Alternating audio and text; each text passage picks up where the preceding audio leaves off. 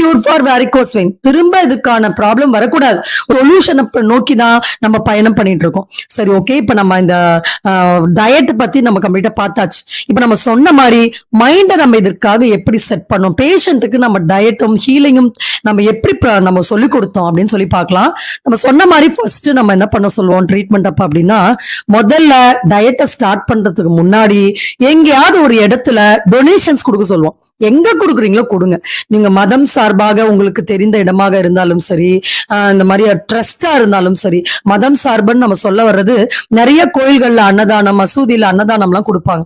So அந்த மாதிரி நீங்க கொடுக்கலாம். சர்ச்சில் நிறைய ஏழை மக்களுக்கு உணவு கொடுக்கிறது, அது போல மதம் சார்பற்று நிறைய ஆசிரமங்கள் இருக்கிறது, அங்கேயும் தாராளமாக கொடுக்கலாம்.